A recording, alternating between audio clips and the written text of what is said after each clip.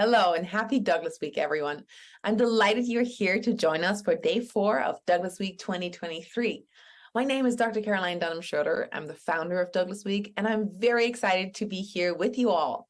In 2021, we hosted our first Douglas Week in Ireland. Last year, we were in Washington, D.C., and this year we are online around the world, of course, as always, but in person in Rochester. And we're thrilled to be here because this is the city where Douglas and his family lived for over 25 years.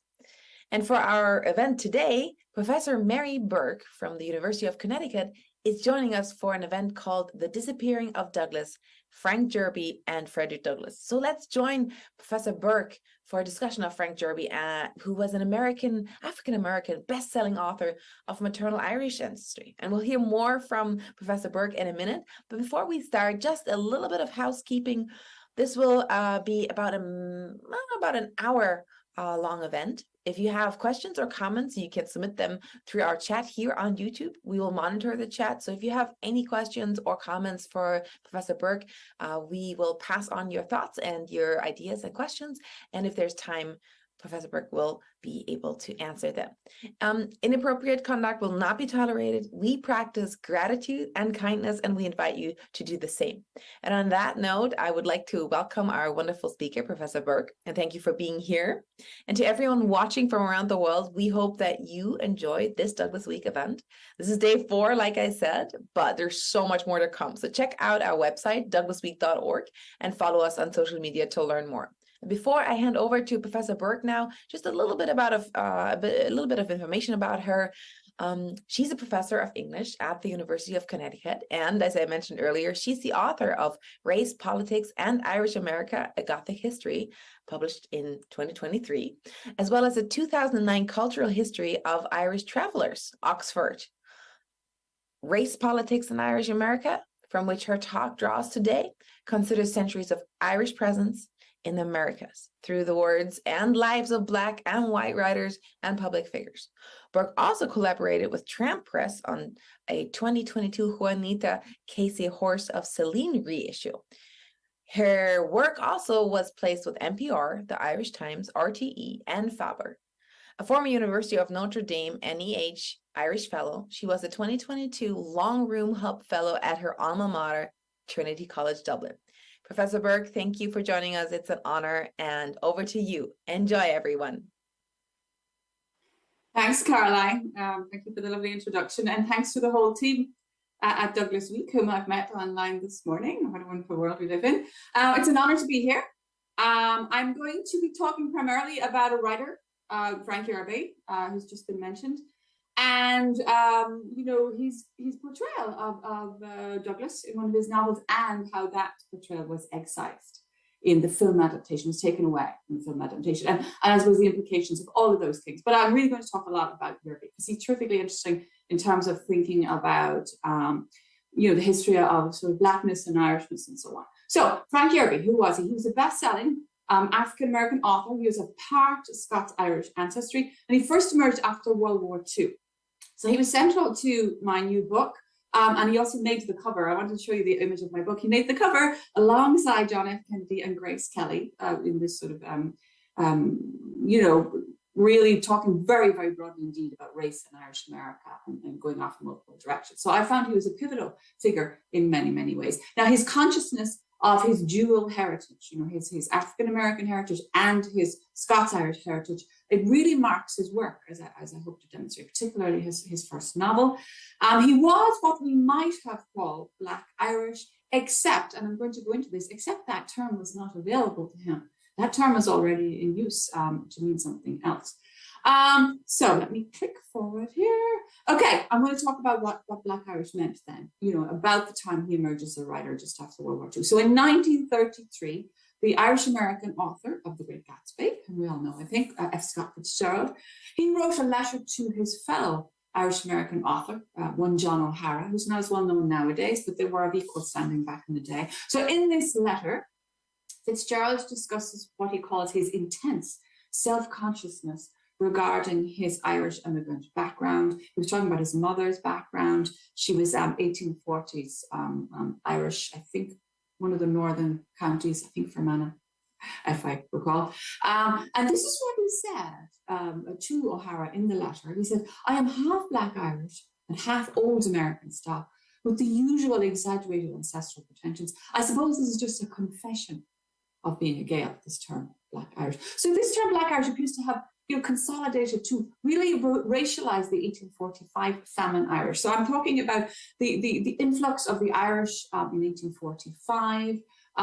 And Scots Irish would have been there before them.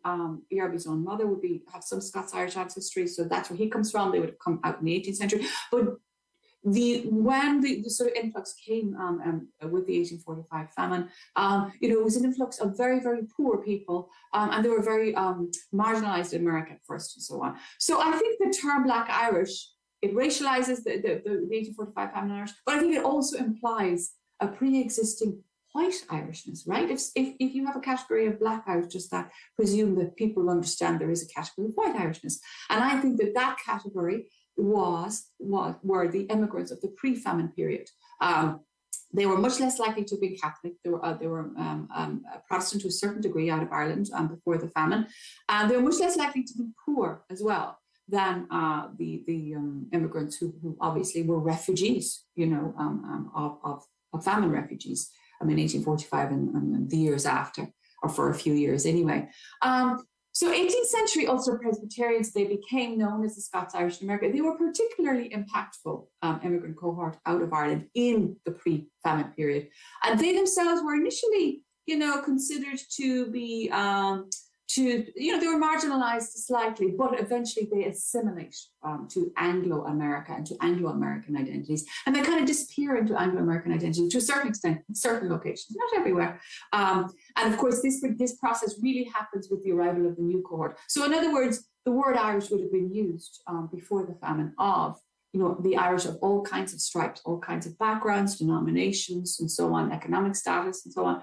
But with the famine, the word Irish kind of narrows to mean a particular thing. It means white, it means Catholic, it means from the Western Seaboard to a huge extent as well. So Black Irishness then becomes used after the famine period of this particular immigrant cohort. And that usage, of course, is supposed to suggest poverty, marginalization, and a religion that was greatly associated with sort of lack of status in America, which is Catholicism. The phrase Black Irish had a sort of a secret currency among the Irish, like Fitzgerald and O'Hara in the interwar period. And it seems to me, in terms of how they use that phrase Black Irish in their letters, remember letters and private correspondence, right? Until you're a famous writer, people publish them after your death, but they assume them to be private at the time. So they're signaling their cohort's ambiguous placement, I think, within America's kind of structure of race, ethnicity, and class. And all of those things are kind of mixed up and down, And when I say that they both use the phrase, Fitzgerald was actually responding to O'Hara's introduction of himself to Fitzgerald as, quote, the son of a Black Irish doctor. So closer to the mid-century, I just believe I should change yes, actually I'll go back for a moment. There's Mariah Carey, I'll tell you about her in a minute. Closer to the mid-century, the term Black Irish seems to slide towards its contemporary Irish American meaning as simply a type of white Irish colouring. So for instance, Yeats is described as Black Irish, and the writer in the New Yorker who calls him Black Irish says that this means that he has a mystic nature. So in other words, the term Black Irish begins to change. It's sort of malleable, and it begins to mean whatever a writer needs it to mean in relation to white Irish identity. So in contemporary America, Black Irish popularly denotes a person of white Irish heritage with dark hair. To this usage is sometimes appended a very, very debunked theory of descent from Armada survivors. I can talk about that in the Q&A if anyone's curious. There's no water, so to speak, in that. So I appear to have jumped here, but that's okay. So Mariah Carey, she's of white Irish and Afro-Venezuelan heritage. She's a very rare, prominent contemporary American who utilizes the self-description Black Irish, but she does so. She uses it to refer to her dual heritage, but she also does so in the interest of, as you can see here, promoting her cream liqueur of that brand name, Black Irish. So I think her use of the term in the service of shifting product, let's face it, she's using it as a seemingly straightforward descriptor, but I think that it oversimplifies its very complicated history. So just to sort of go over all that again, the term Black Irish was long ago hijacked, first by Anglo-America to marginalize the post-famine Irish, and then it was also used in a self-denigrating way into Fitzgerald's lifetime, as we saw. And once I think, the term changes and loses its charge, I think, and becomes just this kind of malleable descriptor, a descriptor of a certain kind of colouring of the white Irish, that happens, I think, with the final full assimilation in the post-war period of the period of JFK, John F. Kennedy, the first Catholic Irish American president, also in the period of the ascent to royalty, very visible ascent to royalty of somebody like Grace Kelly, the Irish American actress. So both of these kind of huge, globally attended to rises really of Irish Americans. I think in my argument in my book that this alters the status, and with that alteration, the term Black Irish becomes a kind of a free-floating term that really can mean whatever you need it to mean. And let me see how I'm doing here.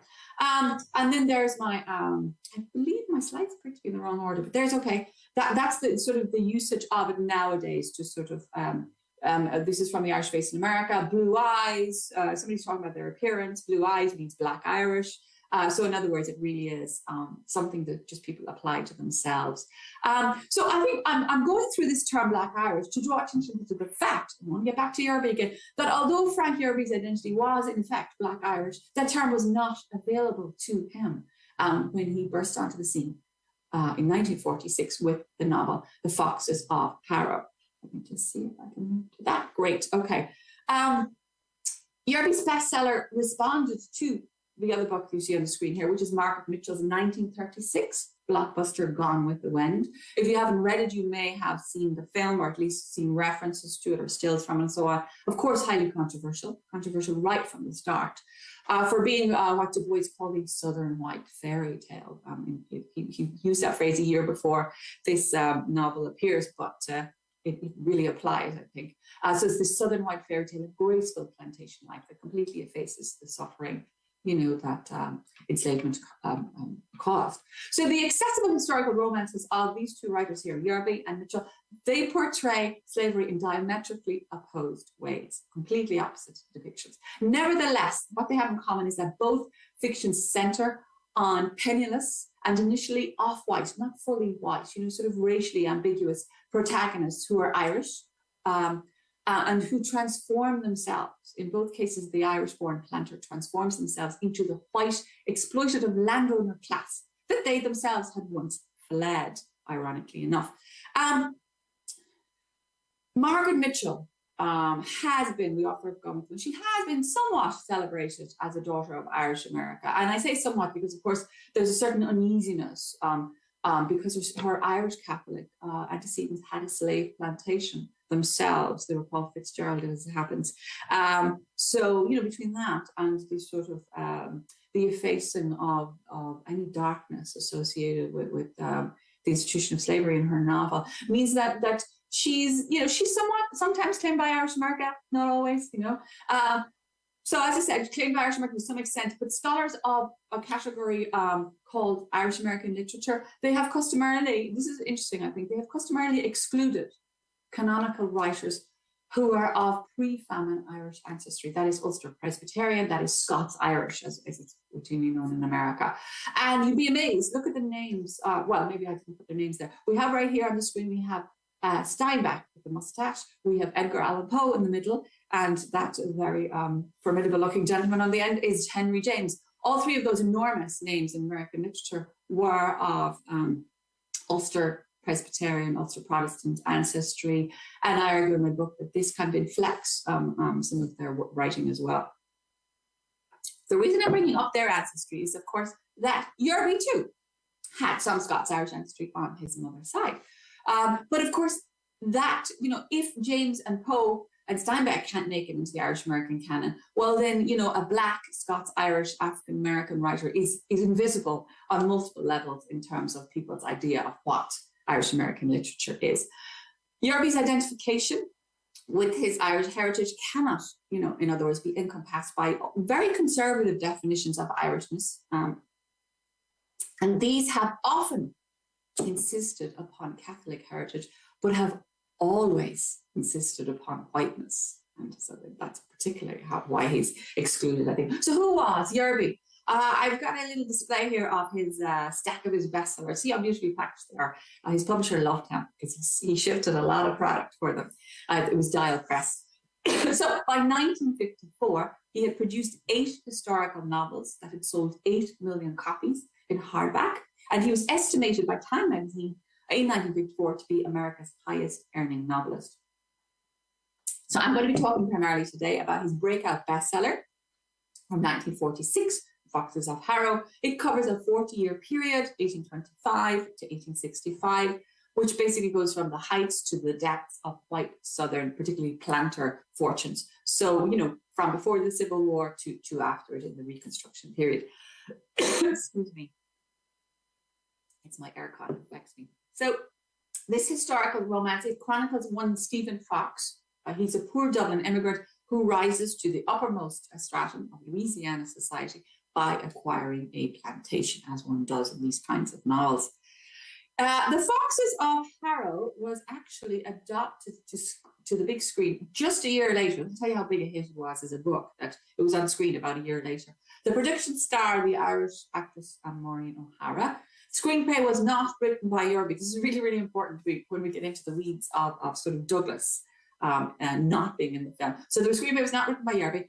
It also cut or downplayed the Black experience that was very, very much portrayed and centered and made central to the action in Yerby's own novel. It also, think about this, the novel left out the Civil War. So it becomes, in Matthew Chutz, I hope I'm pronouncing his surname properly, he's a great scholar, contemporary scholar of Yerby. He says, in effect, it becomes a novel about the marriage troubles, really, of Stephen Fox and his wife, and everything else that Yerby pays attention to, the war, the enslaved characters and so on. All of this is kind of egg-sized. And so it becomes basically a love story, very simplified. And then sort of the charge of his depiction of race, and the charge of his depiction of people's attempts to escape enslavement and so on, and successful at times. This is all egg-sized. Everybody's happy in the film version. Even Stephen Fox, if you remember, is a gutter snipe Dubliner. He's a street urchin Dubliner who makes it, in Louisiana. Even those origins in the novel, they're taken away in the film. And he becomes the son of Irish aristocrats in the film. So this social elevation, of course, eradicates the novel's mockery, really, of how the plantation system, creates instant aristocrats, or people who decide they're aristocrats suddenly just because, they enslave others, which is really the Southern system. So Fox was indeed played by Rex Harrison with an upper-class British accent. And I have Maureen O'Hara's autobiography. I consulted it for my book, and it was great fun to read because she really took against him. There was quite a lot of tension between them because she was an Irish nationalist, and she didn't really like Harrison and his upper-class accent, which is kind of fun to read about. So Yerby, unsurprisingly, despised the film adaptation, and a leading Black newspaper of the day complained that the novel's condemnation of, the entire system of the South was killed. And, quote, from the cadaver emerges only the customary boy gets girl formula. So again, this sense of it's reduced to just a simple love story. As I said, the novel cut out most of the movie cut out most of the novel's Black characters, including a fictionalized Frederick Douglass. And I'm going to get back to Douglas's depiction in the novel just a little later.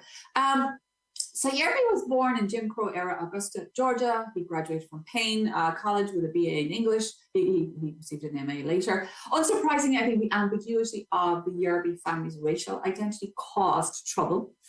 In his youth, an Augusta policeman attacked Yerby for, quote, walking with a white girl. And that woman was actually Yerby's sister.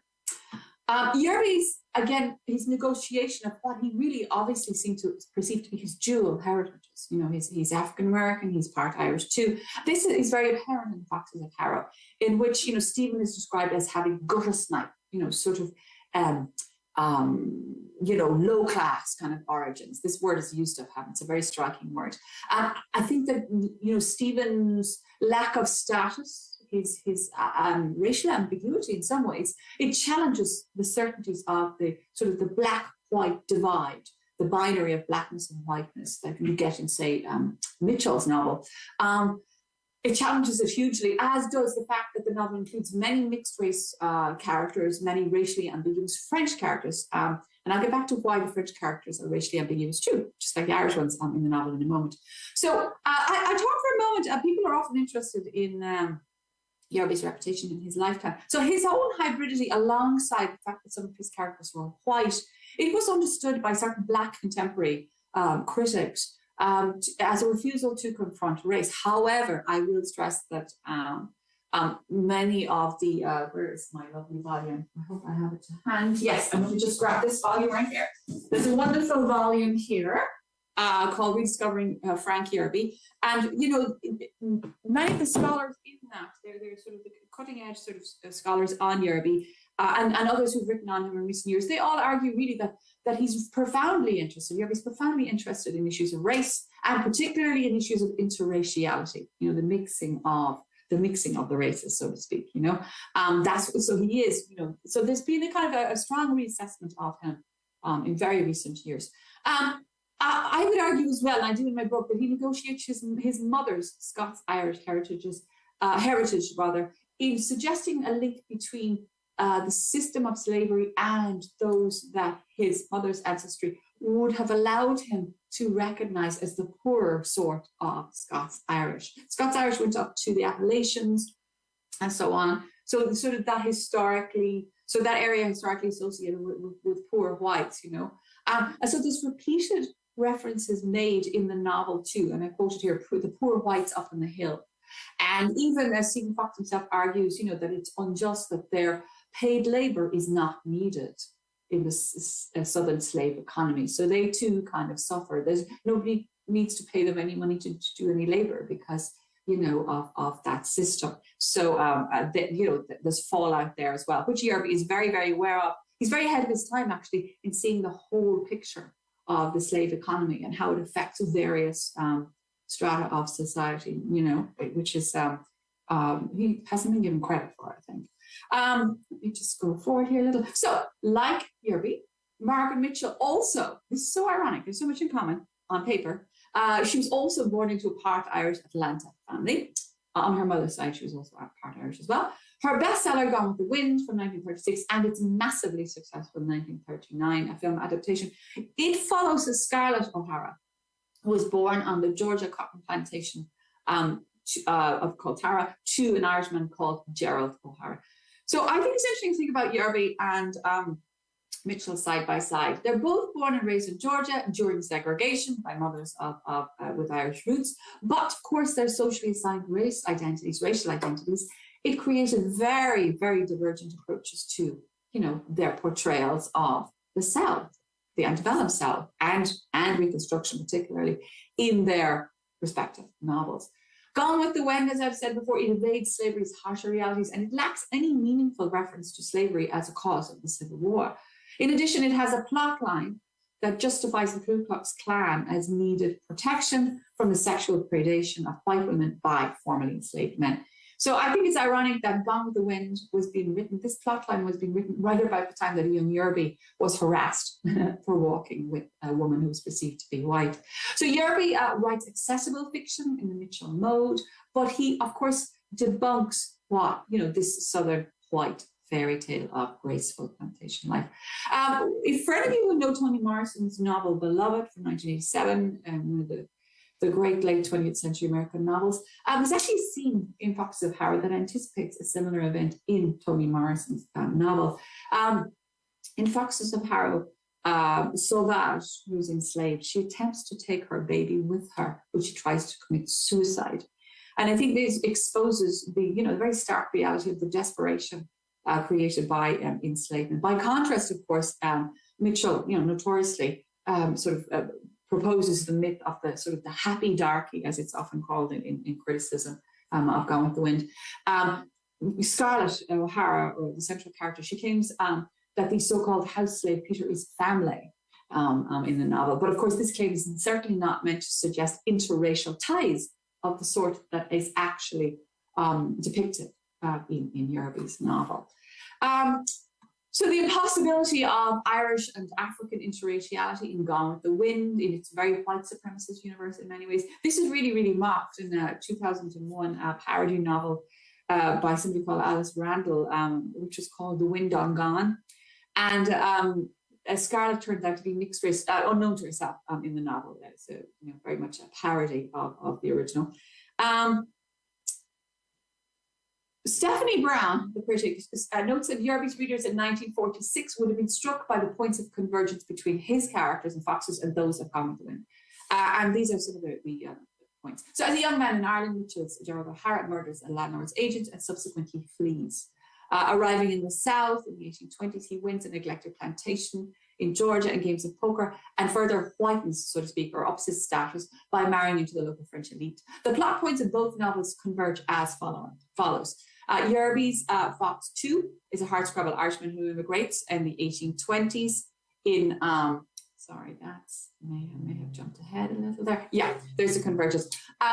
Yerby's, I've got the convergences on the screen there. Yerby's Fox also is a hardscrabble Irishman. He also immigrates in the 1820s in dubious circumstances, and he also wins a plantation through gambling, and he also marries up into a local French family. However, in an insightful departure from, you know, any easy interpretation of Yerby as merely derivative, Jared calls Foxes of Harrow, quote, a prequel to Gone with the Wind. Just changed my whole reading of the novel when I read this. A prequel to Gone with the Wind that centers the Gerald O'Hara figure, the Irish planter figure.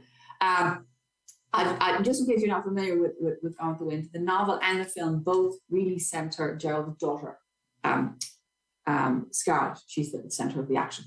But, you know, to run with that interpretation, Yerby runs with Gerald, the Irish planter figure, in his iteration of Stephen Fox as the central character.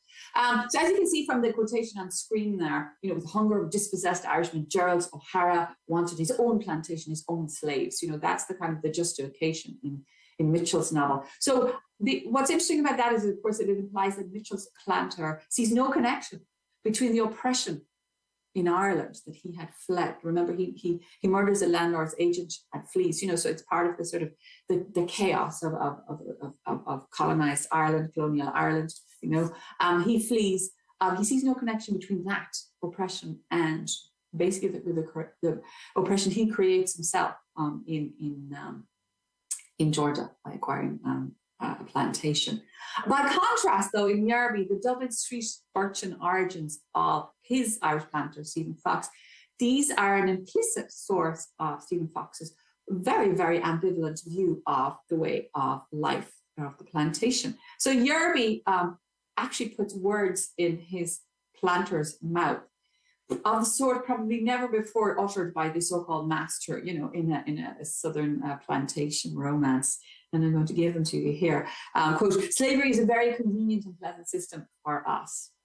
And I think most importantly, Yerby deviates hugely from Mitchell in depicting rebellious, articulate, and prominent African-American characters, particularly those of the enslaved Colleen's matrilineal line. And for any of you who have a bit of Irish, Colleen is her name. It sounds remarkably like Colleen, the Irish language word for girl, for female.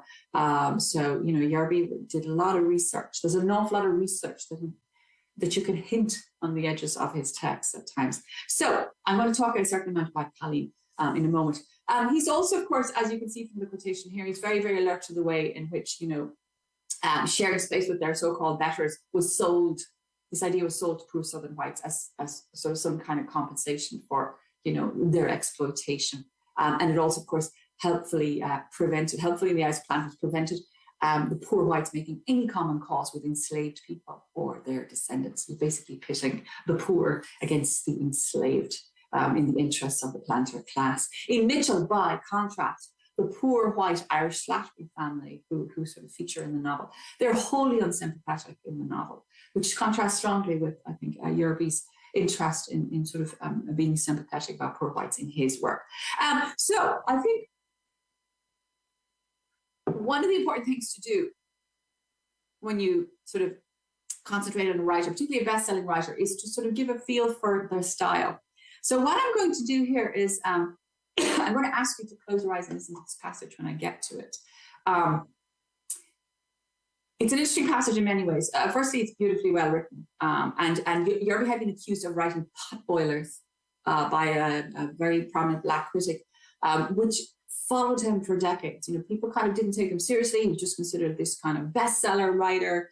And he could, you know, he did churn them out, don't get me wrong. But there are moments in his writing where you think, okay, you begin to see, he did start out as a literary writer, and he made the conscious decision that he needed to make money for his family and change to a more commercial style. But I love this passage because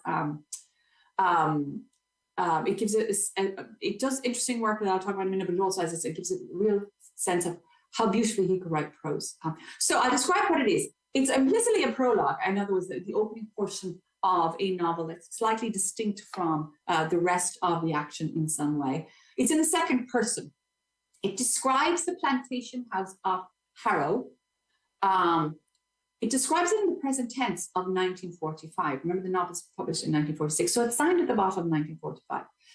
Now, that's important because the rest of the novel, the action runs from 1825 to 1865. In other words, we have this strange present tense moment right at the opening.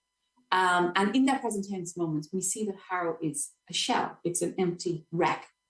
And And then the rest of the action shifts to, you know, Stephen and Stephen's adventures and so on. But, you know, also a very important point about this prologue is the voice that speaks the prologue is unidentified. We don't know who it is. Of course, implicitly, it's the author, but it's not signed. It's just the date is there. So here's the description of Harrow. Please close your eyes and listen to Yerby's lovely voice. It is better to see Harrow at night. The moonlight is kinder. The north wing has no roof, and through the eyeless sockets of the windows the stars shine. Yet at night, when the moon is at the full, Harrow is still magnificent. By day, you can see that the white paint is peeled off and that all the doors are gone. And through them and the windows, you can see the mud and the dust over everything. But at night, the moon brings back the white again and the shadows hide the weeds between the flagstones. You walk very quickly over the flagstones and resist the impulse to whirl suddenly in your tracks and look back at Harrow. The lights are not on. The crystal chandeliers are not ablaze. There are no dancers in the great hall. Now, that opening is very, very strikingly Gothic, you know, in an otherwise, you know, really sort of adventure, picaresque kind of plantation romance. So in their plantation novels, in her plantation novel, Mitchell leads the reader to the threat to the plantation house late in the action. Now, by doing it late in the action, the reader might already feel nostalgia, might already mourn the loss of the plantation house in Mitchell's novel. However, think about what Yerby does. He gives us the fact that Harrow is destroyed already. It's already accomplished the destruction. He gives us that fact right at the start, the very detailed vision. He reminds his readers up front that the antebellum order is dead. So this opening is also, I think, you know, it's in present tense date, second person address. It's, I think, as direct an authorial voice about slavery as could occur in the 1940s. And I say that it's as direct as he could make it because he was what I call in my book quasi-racially closeted. What I mean by that is that his marketing in the South did not refer to his race. Many of his he had a mainstream white readership, and many of his readers were not aware of his race, and his publisher was careful in certain markets in America not to mention it. So, you know, this is in the 1940s. This is, as I said, as direct as he could be in terms of a commentary on the whole system and its destruction. So Mitchell's characters unambiguously mourn the loss of white dominance after the Civil War, but Yerby's opening, I think, is a dance upon the grave of the whole plantation system. And I say that because the last lines of the opening, or the very last words rather, which I didn't include, and here they are, and you don't look back. There's no mourning there. So, Daring Rogue, as he's called here, Daring Rogue Stephen Fox, there's wonderful vintage editions of Yerby. It was republished over and over again. So you get wonderful vintage editions out there if you're interested in acquiring one. I love this one for that preamble. So Daring Rogue Stephen Fox is introduced in Foxes of Harrow as a dishonest gambler. In his, Dublin urchin days, the illegitimate Stephen slept in the streets and lived by begging food. He gambles his way, as I mentioned already, to acquiring the land upon which he will build his plantation. So the implied racial ambiguity of his heritage is made explicit in a description of a minor character as, quote, part Navajo and part Irish, two very savage races. So once he is in possession of his plantation, he upgrades, I said, his racial status, his social status, by marrying Odile, who's a local elite French woman, who's described as, this is important, white Creole. In the novel's racially fluid French Louisiana, mixed race characters in the novel also speak French, and they're also part French, most notably a woman called Desiree, who we'll talk about, because she's a very refined woman. She becomes Stephen's shadow wife, basically his mistress, through kind of an informal form of marriage that sort of pertained in French controlled areas. It was kind of an elevated status that was, as I said, it was called morganatic marriage, basically. So it's kind of an informal marriage alongside your official marriage. So he marries, effectively, informally marries Desiree, this mixed race woman. He also has a son with her called Cyrus, who has red hair. Because Stephen is so Irish. Indicates how Irish the son is. And I'm going to get back to Cyrus later. The intimation of French Creole ancestry in the novel is ultimately, of course, racially mixed, emerges in the description of Etienne. So this is Stephen's legitimate son, his official line by Odile. Quote, swarthy Mediterranean ancestors gave Etienne a complexion that was as dark and inky, that was a dark and inky hair that curled in great masses and so on and so forth. So there was room, in other words, for ambiguity with regard to the term Creole as it was used in the antebellum Louisiana of the novel's setting. Creole was a self-description of whites of colonial French or Spanish origin, but interestingly, it was also a self-description of free people of color with colonial ancestry. Free Creoles of color, they comprise a kind of a third racial category under French and Spanish rule, becoming educated and cultured as Fox's character Desiree does. So Colleen, I said I'd get back to her. She's the shrewd kind of mother of matriarch, really, of Harrow's enslaved cohort. Stephen relies on her knowledge of weather and medicine for his plantation to run. She's everywhere in the action, even haunting the ruins of Harrow in the opening that I read. The implied camera lens glides from the mansion's formerly grand spaces in the opening to its kitchen, where, of course, the ovens wait for Colleen to bake her master's bread. So this is really a very strikingly individuating focus on Black spaces and unfree labour in a mass market plantation novel. Mass market plantation novels tended to focus on the master and his wife and their family, and the Black characters tend to be just props. So VRB really, he changes that by individuating, by stressing, by giving sort of three dimensions to his Black characters. Also, another important fact about Colleen, this is the actress who played her in the film Adaptation. Another important aspect to think about her is that in the opening, she's the only named character. Stephen isn't named in the opening, she is.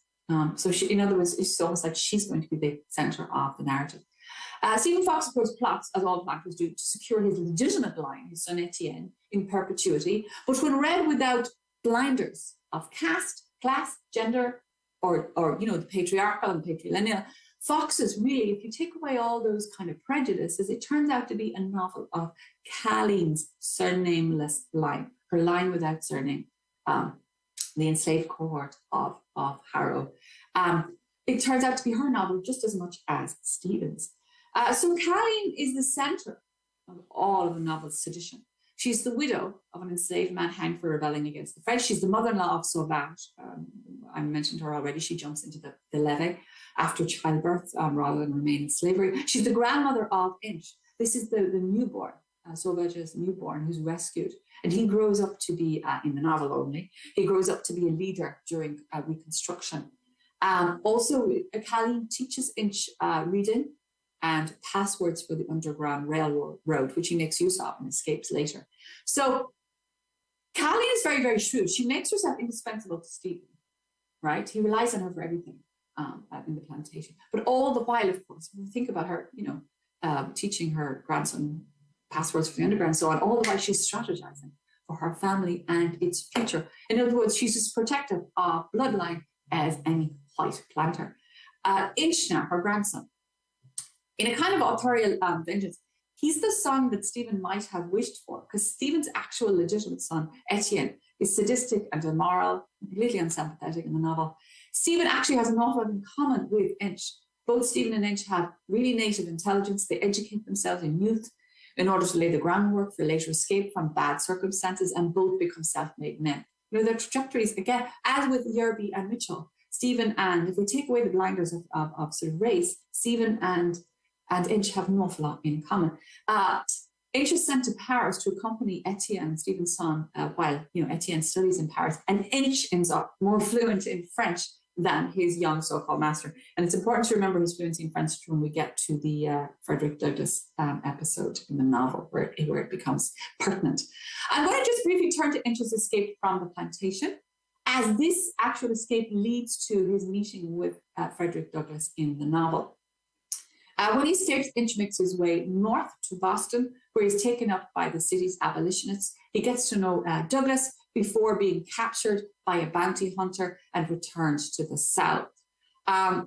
There's a lovely description of Inch's admiration for Douglass in the scene that I will read. So remember, when you read this admiring description of Douglass, that Yerby, as I said, somewhat racially closeted for his predominantly white mainstream readership in 1940s America. So Yerby, the writer, walks a very fine line here, as he does throughout the novel, in only seeming to write a novel that endorses the worldview of Gone with the Wind. He only seems to endorse a world in which slavery is an unquestioned institution. I think as well, another sort of subtle antagonism to watch for in this novel is watch out for Inch's really cynical awareness of how he is useful as a cultured young black man who speaks good French and so on, how he is useful to the abolitionist cause. He's quite well aware he's being used, which was certainly said. So, okay, let me grab my novel. I'm going to read the passage out, and you may attempt to, it didn't come out very well. Don't worry if you can't read that screen, because I'm going to read the exact passage out. This is Inch and Douglass together when Inch has escaped to Boston. Inch walked rapidly along the snow-covered sidewalk of State Street in Boston. With him was the venerable Frederick Douglass, striding with his firm step as his youthful companion. Inch looked at the white-bearded old man in awe. That there was anywhere a black man like this one was something he had dreamed but never quite believed. But now he had heard the old man singing archery thundering out even in Faneuil Hall itself. That was a thing to be proud of, no more than of the fact that Frederick Douglass was the living proof that a Negro could be a scholar, a statesman, a valiant champion of his oppressed people, and a gentleman. And he, Inch, a black slave lacking even a last name, unless he chose to call himself Fox, which he would never do, had been elevated to the company of such a giant. The thought made him glow despite the cold.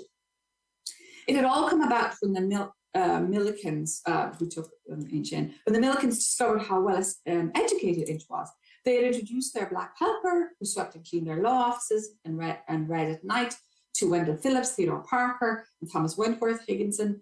These men, abolitionists, had instantly seen in Inch a perfect medium of propaganda.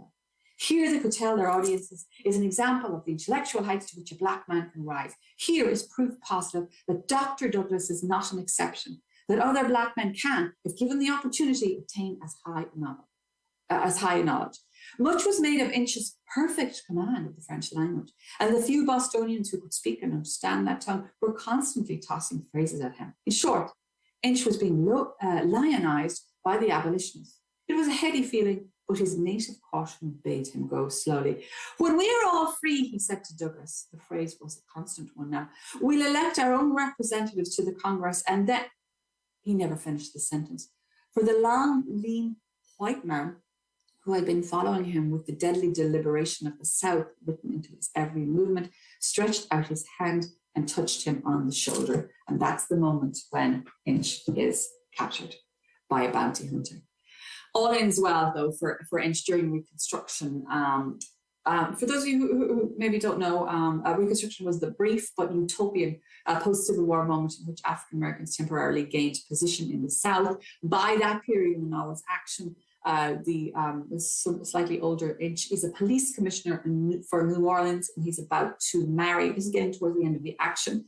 The dynastic lines of Colleen, you know, the matriarch of the slave cohort. So the dynastic lines of Colleen and Stephen Fox, the planter, they actually converge at the close of, I'm not sure if I have a slide for that. Yes, I do. Great. They converge at the close of the novel with Cyrus. Remember, Cyrus was Stephen's redheaded son by his mixed race Creole mistress Desiree, or shadow wife. So young Cyrus becomes Inch's stepson when Inch marries the boy's mother. He marries Desiree in the Reconstruction period. So it's very soap opera-ish, which is wonderful. So the family Inch creates with Stephen's so-called illegitimate son and Stephen's mixed race former mistress. This family, you know, really repudiates this sort of the idea of racial purity and legitimate line. These kinds of ideas that underpin the action of Margaret Mitchell's novel, and of course it underpins the whole reasoning of the antebellum order itself. So I'm going to move to conclude. I'm going to pivot slightly to, very briefly and slightly to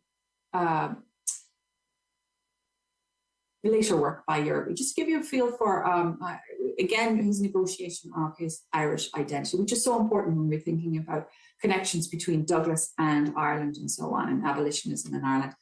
So in the notorious 1863 New York riots, protests by Irish immigrants against a Civil War draft actually transformed into sustained attacks on African Americans. It was one of the darkest intersections of Irish and African histories in America, and it greatly troubled the dual heritage Yerby. And this is suggested by the disturbingly granular details in his novel, his final novel, as it turns out, Mackenzie's 100. There's a very, very detailed scene in which a Black child is murdered by rioting Irish women in this novel. So the gruesome scene that he wrote in his 1985 novel, his final one, it shows that nearly 40 years after The Foxes of Harrow, nearly 40 years after his breakout bestseller about an Irish enslaver, Yerby still struggled with the more disquieting and historical overlaps of his Irish and African heritages.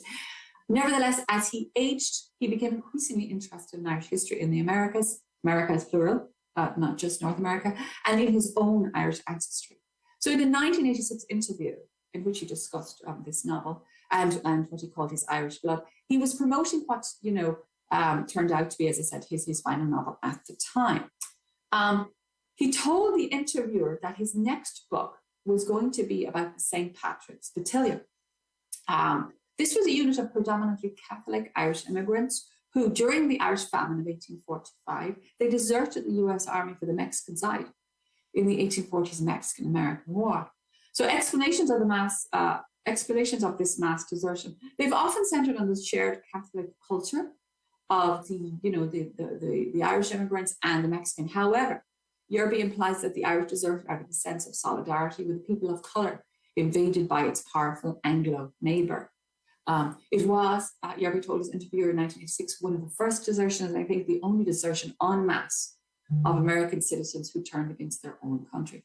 Yerby wryly conceded to the interviewer that the battalion would make, quote, a very unpopular, I have the phrase here, a very unpopular subject for a novel.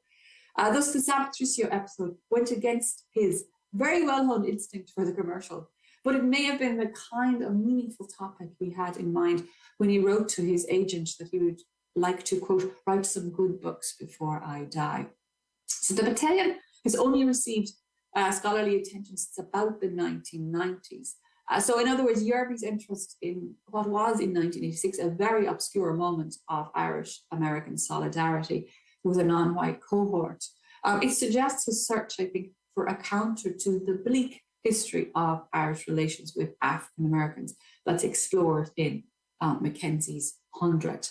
And I think, that sort of the current interest in Douglas in Ireland would have gladdened Yerby and was the kind of history, the kind of positive history, I think, that he was searching for by the end of his career, Here are photos of him throughout his career. So I think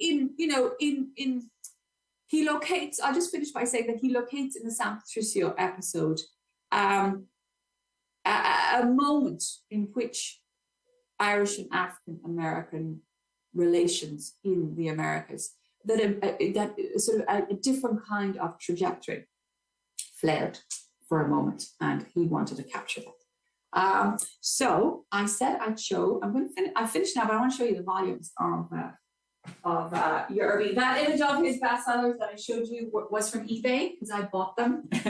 And these are some of his beautiful bestsellers, beautifully packaged. Lovely dust jackets, gorgeous colors. You could tell that the press spared no expense. And this is my edition of one of the more boring editions of Foxes of Harrow, I have to say. Usually there's fabulous artwork on some of the vintage editions that are very, very colorful.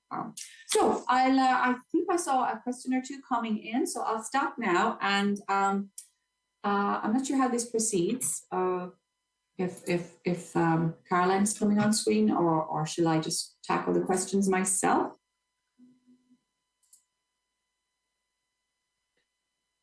So, okay. So my question is, let me just see, where was that? I'm trying to see the question. Hold on, let me just go down to chat. Please feel free to, to sort of raise your hand or type in a question or so on. Yeah, we have one question for you, Mary. Question from the audience. How do you see the changes in the film in relation to post-World War II America? Well, so the novel is from 1946, and the film is only from a year later. So in other words, it's the same America, in the novel as in the film. America hasn't changed hugely in the space of a year. Both the film and the novel are post-war. So I think a conscious decision was made by the female, it was a woman screenwriter, a white woman screenwriter, to really get rid of all the sedition in Yerby's novel. And of course, it was a bestseller, and he did slip the sedition in, but it was subtle. He did it subtly. He did it by simply making sure that we paid attention to the characters who were enslaved. They weren't just props, one-dimensional props. They were real flesh and blood people. And as the action evolved, they emerged more strongly. So I think it was a decision of Hollywood to really, I think the phrase I used in the promo for this was defang, to take the fangs away from the novel, to take the subtle sedition away from the novel. It was a conscious decision to do that. That was made, I suppose, to make it more commercial. But the irony is that the film didn't do very well. The novel was a bestseller, and they got Yerby on the road to being the richest writer in America, 8 years later. But the film was not successful at all. So I think that potentially, as is often the case with Hollywood, they underestimate the intelligence of their audience, potentially, in simplifying the story and reducing it to simply a love story.